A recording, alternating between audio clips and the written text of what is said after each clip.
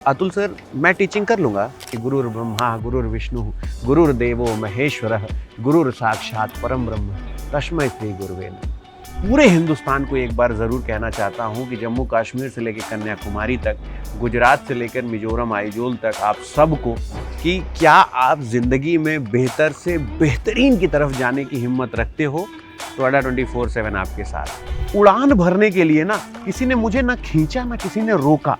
बहुत नॉलेजेबल आदमी आपको वो सारी चीज़ें नहीं समझा सकता है जो आप समझना चाहते हैं। मैं कुकिंग करूं, लेकिन कुकिंग वैसी करूं जैसा मेरा मन है कि प्रयागराज कबहू न छोड़िए, ये है प्रभु को धाम, मरने पे गंगा मिले जियत दशहरी आम।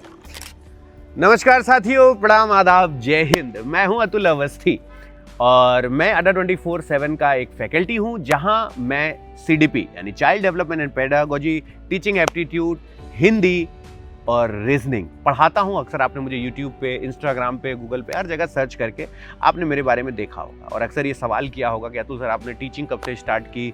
हम भी अगर टीचर बनना चाहते हैं, हम भी कुछ ऐसा करना चाहते हैं तो हम क्या कर सकते हैं? साथियों, पहली बात तो मैं आपको बता दूं कि आपने चौक में दुकानें ज़रूर देखी होंगी। जिस दिन आपको ये समझ में आ गया कि आपका गोदाम भरे रहने से ज़्यादा अच्छा है कि आपकी दुकान का जो फ्रंट फेस है वो ज़्यादा अट्रैक्टिव हो, तो भीड़ ज़्यादा होती है। यही चीज़ ज़िंदगी में होता है।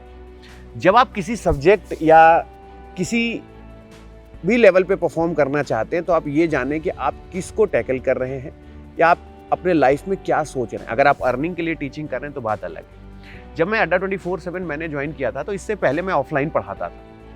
जब यहाँ से मेरे पास कॉल आई कि अतुल, हम आपको और ज़्यादा एक्सप्लोर करना चाहते हैं, आप बहुत अच्छा कुछ कर सकते हैं, तो मेरे अंदर स्विच करने का, या मैं बहुत होता ना कि कंसोलिडेट माइंडसेट का था, नहीं जो मैं चल रहा है वो मेरा सब कुछ सही चल रहा है यार, अब मुझे ये सब कुछ नहीं करना।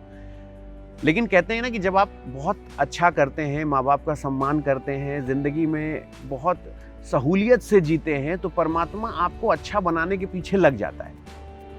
और आपके साथ कुछ ऐसी सिचुएशन होती है कि फिर आप ये सोचते हैं कि नहीं यार, अब मुझे अपने साथ कुछ चेंज करना है। और एक दिन ऐसा ही सोच मेरे दिमाग में आया कि नहीं यार, अब मुझे कुछ बदलना है। और सुशील सर का मुझे याद है कि फ़ोन आया था मेरे पास कि अतुल सर ऐसा है, और बहुत कन्विंस उन्होंने जब मेरे से किया, मेरे से बात की, तो मुझे लगा कि यार चलो ट्राई करते हैं। और फिर मैंने कोरोना के समय अपनी प्रीवियस कंपनी को छोड़ा और अड्डा 24/7 ज्वाइन किया।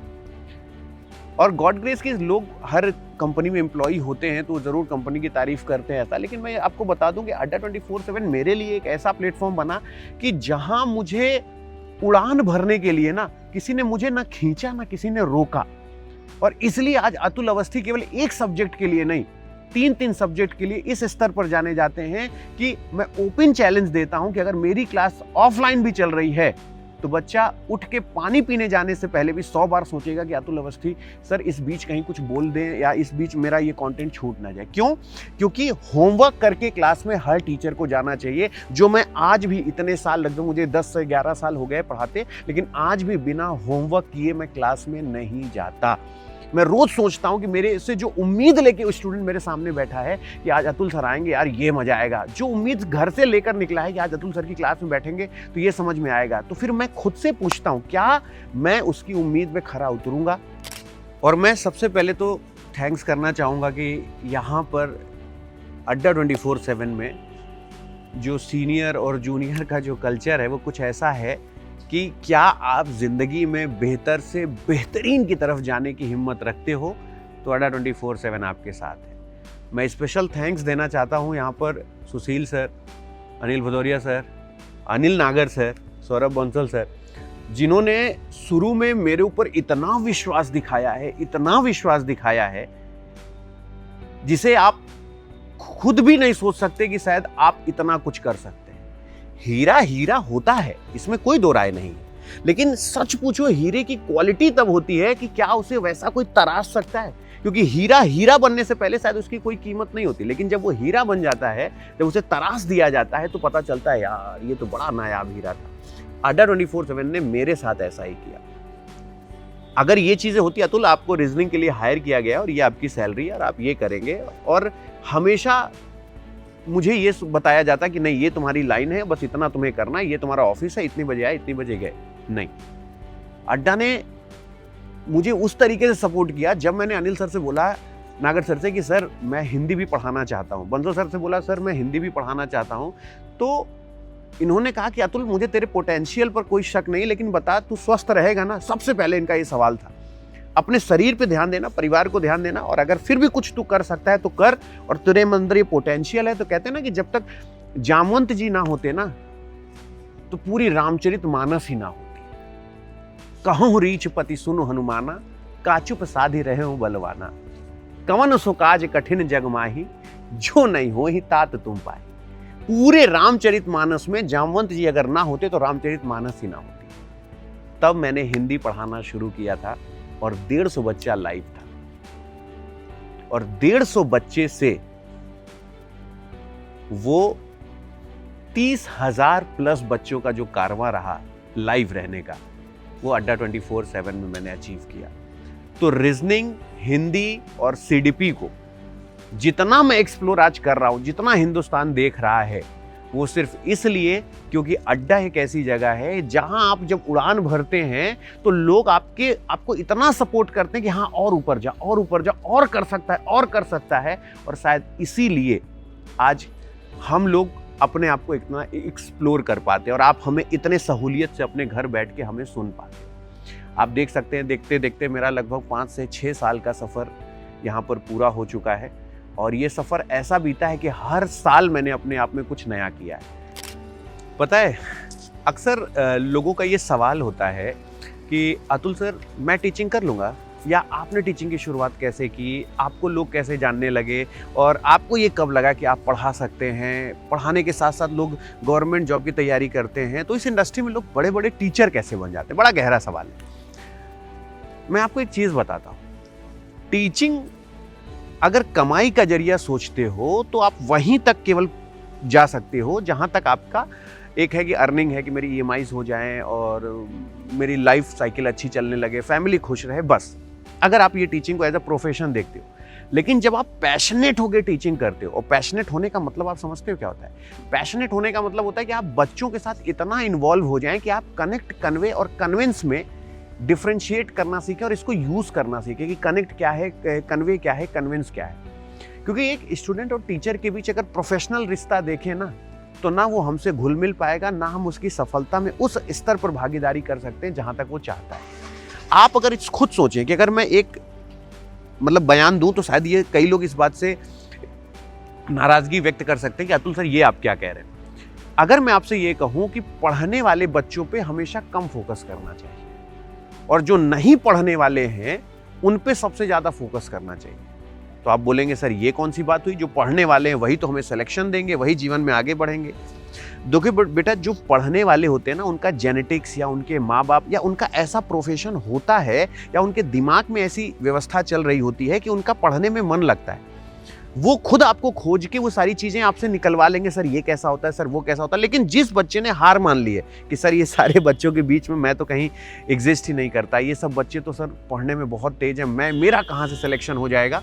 अगर उस बच्चे का आपने सिलेक्शन करा दिया तो भगवान को बाद में वो अगरबत्ती दिखाएगा, आपसे वो पहले कनेक्ट हो जाएगा कि जो कुछ उसकी जिंदगी में है वो आप हैं। और तब ये श्लोक बनता है कि गुरुर् ब्रह्मा गुरुर्विष्णु गुरुर्देवो महेश्वरः गुरुर् साक्षात परम ब्रह्म तस्मै श्री गुरुवे नमः। ये श्लोक अपने ऊपर लेने के लिए बच्चे ये लाइन आपके लिए ये श्लोक कहें, उसके लिए आपको बच्चे के साथ उसकी जिंदगी जीनी पड़ती है। अब रही बात मेरी कि मैं टीचर कैसे बना, मेरे अंदर सिर्फ एक यूएसपी थी कि मैं बच्चों को अपने साथ कनेक्ट करने के लिए एकदम महारत हासिल करने जैसा फॉर्मेट सोचता था कि बच्चे अगर मेरे साथ जुड़े हैं तो मेरी क्लास अगर ना हो तो ये मायूस हो जाए।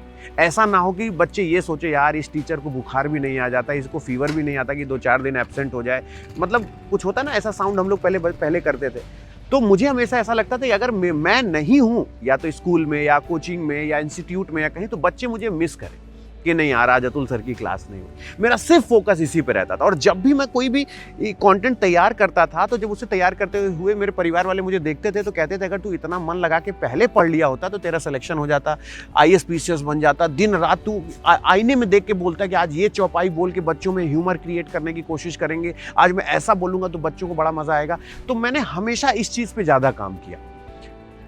देखो कभी कभी होता है ना कि बहुत नॉलेजेबल आदमी आपको वो सारी चीजें नहीं समझा सकता है जो आप समझना चाहते हैं, और कभी कभी कम जानने वाला आपको इतने एग्जाम्पल से वो चीजें समझा देता है जो आपको सच में लगता है कि हाँ सच में ये ऐसी ही चीजें होती हैं। तो मेरी टीचिंग की शुरुआत हुई थी सन 2000 कहें तो 14 से। हॉबीज पता है क्या होती है? जिसमें आपको खुशी मिले।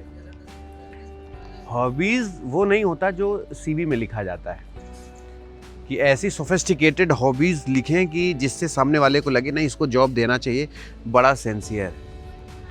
मेरी हॉबीज पता है क्या है? कि मैं कुकिंग करूं, लेकिन कुकिंग वैसी करूं जैसा मेरा मन है। अगर मेरी कुकिंग के बीच में कोई बोले कि यार ऑयली ज़्यादा नहीं होना चाहिए, ये नहीं होना चाहिए, वो नहीं होना चाहिए, तो फिर वो गलत लगता है। मतलब कुकिंग एक ऐसा होना चाहिए कि कुछ नई नई चीज़ें इख्तियार करो। एक बार मैंने मजाक में ऐसे घर पे बनाई पनीर, मैंने कहा इसका नाम तबाही पनीर है, और बाई मिस्टेक वो बड़ी अच्छी बन गई। तो आज तक लोग सर्च करते हैं कि तबाही पनीर भाई अतुल अवस्थी रेसिपी क्या है। तो मुझे ऐसा लगता है कि हॉबीज़ लाइफ में, जैसे म्यूज़िक, मैंने म्यूज़िक में काफ़ी अच्छा समय बिताया है, और म्यूज़िक में रिदम मुझे थोड़ा सा, मेरी पहचान है रिदम में, और सिंगिंग है, ये सब चीज़ें ना ये मेरी हॉबीज़ हैं। लेकिन हॉबीज़ ये वैसी नहीं है वो सोफिस्टिकेटेड लेवल जो है, मतलब वो सुकून जिसे आप जब खुद में अकेले रहें और आपका खुद मन करे कि नहीं यार आज कुछ 90s के गाने सुनते हैं, आज चलो कुछ ये बना के खिलाते हैं। और मेरे जीवन में सबसे तगड़ी व्यवस्था वो लगता है कि जब मैं मम्मी को बगल में गाड़ी में बैठाऊँ और उनको शॉपिंग कराने ले जाऊं, वाइफ को कुछ नई नई चीज़ें दिलाऊं, पापा के, मुझे अपने से ज़्यादा खरीदारी अपने घर वालों के लिए करने में अच्छी लगती है। ऐसा नहीं कि अब आप ये सोचें कि अरे सर ये तो सभी लोग बोलते हैं कि माँ बाप के लिए अच्छा करें, नहीं, मेरा शौक है। जैसे मैं कोई भी नई चीज़ खरीदता हूँ तो पहले ये सोचता हूँ मेरे पापा पे कैसी लगेगी। कोई नई चीज़ खरीदता हूँ तो मुझे लगता है मम्मी पे कैसी लगेगी। अब सोचो एक लड़का किसी कॉस्मेटिक की दुकान में आपको कैसा लगेगा, साड़ी के साथ चूड़ी लगवाता हुआ आपको कोई लड़का कैसे लगेगा। लेकिन मैंने अपनी माँ के लिए सब किया। मुझे बड़ा अच्छा लगता है कि मैं मम्मी के लिए अगर साड़ी खरीदूं तो चूड़ी उनको अपने पसंद की लगवा के दूं। अब आप इस हॉबी को कैसे लेते हैं? ये CV वाली हॉबी नहीं है कि मुझे CV में लिख के बड़ा सोफिस्टिकेटेड साउंड कर रहा हूँ कि अतुल अवस्थी कि ये हॉबी है। मैं अपनी माता के लिए नई नई चीज़ें, उनके लिए, उन पे क्या अच्छा लगेगा, उन पे क्या लगेगा, उनको अपने शौक में अपने माँ बाप को तैयार करने में, अपनी पत्नी, अपने बच्चों को, उसका अलग ही सुख होता है। तो मेरी हॉबीज़ थोड़ा सा डिफरेंट फ्रॉम अदर है, और मेरा मानना है कि CV में लिखने वाली हॉबी और जीवंत जीवन में होने वाली हॉबी में ज़मीन आसमान का फ़र्क होता है। इसलिए हॉबी के बिहाफ किसी का करियर या कुछ जज नहीं करना चाहिए। तो मेरी हॉबी तो ये है। आपने सुना भी है, अब मेरे से पूछते भी हो कि अतुल सर आप कहाँ से हो? मैं प्रयागराज से हूँ। प्रयागराज उत्तर प्रदेश का एक बड़ा ही प्रचलित जिला है, और प्रयागराज के लिए एक बड़ी अच्छी लाइन कही जाती है कि प्रयागराज कबहू न छोड़िए, ये है प्रभु को धाम, मरने पे गंगा मिले, जियत दशहरी आम। हमारे यहाँ प्रयागराज का अमरूद बड़ा फेमस है, आप लोगों ने खाया होगा। और प्रयागराज एक ऐसा शहर है ना जहाँ लोगों में संतोष बहुत है, जहाँ लोगों में जल्दबाजी नहीं है किसी काम को। अगर आप किसी से पता भी पूछ लेंगे और उसकी टोन आपकी टोन से मैच कर गई तो वो आराम से पूछेगा, कस भैया सुना आप भी, और आपने कह दिया कि आप भी वहीं से जहाँ से वो, तो समझ लीजिए कि फिर एक चाय, और फिर मतलब प्रयागराज एक ऐसा शहर है ना जिसे आप महसूस करिए।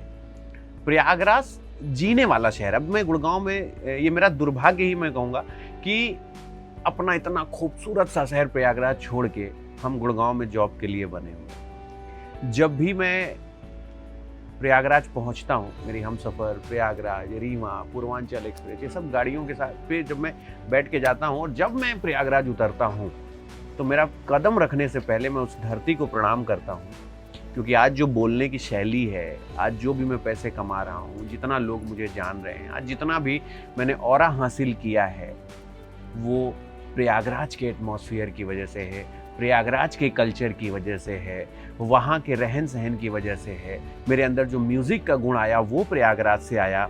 और मैं पूरे हिंदुस्तान को एक बार ज़रूर कहना चाहता हूँ कि जम्मू कश्मीर से लेकर कन्याकुमारी तक, गुजरात से लेकर मिजोरम आइजोल तक, आप सबको एक बार प्रयागराज जरूर आना चाहिए। आपको पहली बार पता चलेगा कि इस भाग दौड़ जिंदगी में कि ये भी कर लूँ वो भी कर लूँ, एक ऐसा शहर है जहाँ लोगों में ठहराव है, मोहब्बत है, एक दूसरे के लिए समय है, मान है, सम्मान है, और उसका मजा ही कुछ और है। तो हम एक बार ये ज़रूर कहेंगे कि आपको प्रयागराज एक बार ज़रूर जाना चाहिए।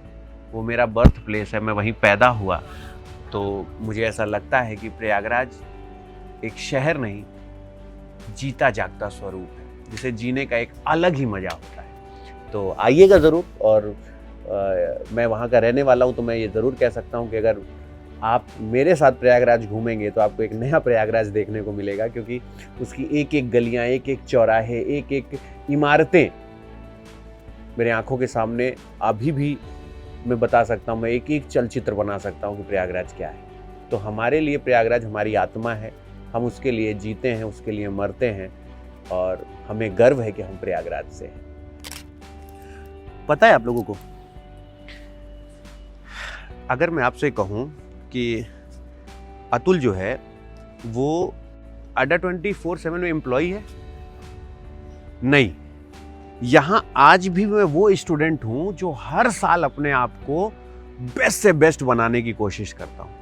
अड्डा 24/7 में 30% मैं केवल एम्प्लॉय हूँ क्योंकि सैलरी लेता हूँ, लेकिन 70% आज मैं वही स्टूडेंट हूँ जो यहाँ पर हर व्यक्ति से ये सीखता है कि अतुल, तेरे अंदर एक और पोटेंशियल है, तू सेमिनार ऑर्गेनाइज कर सकता है, अतुल तू बहुत अच्छा चीज़ों को बोल सकता है, अतुल तेरे अंदर सीडीपी की और अच्छी क्वालिटी है, तू हिंदी, रीजनिंग, टीचिंग एप्टीट्यूड ये सब कुछ कर सकता है। और शायद अगर इस तरीके से जज्बा या ये बैकबोन ना होती मेरे पीछे, तो आज अतुल अवस्थी ना होता।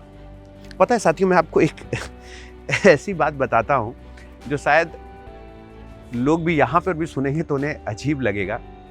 मेरे बहुत झगड़े हुए हैं यहाँ पे, और सच में मेरा इमोशन इसलिए जुड़ जाता है ना कंपनी से।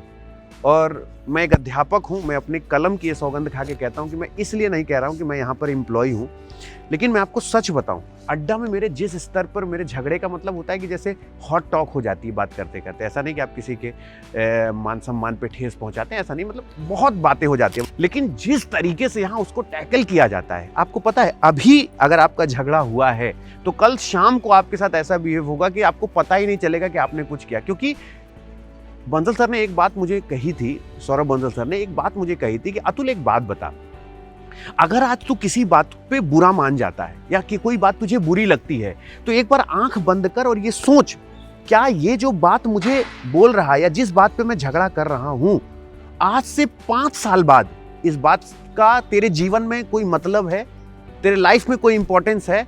और अगर नहीं, तो आज उस बात के लिए, उस झगड़े के लिए 5 मिनट भी देना व्यर्थ है।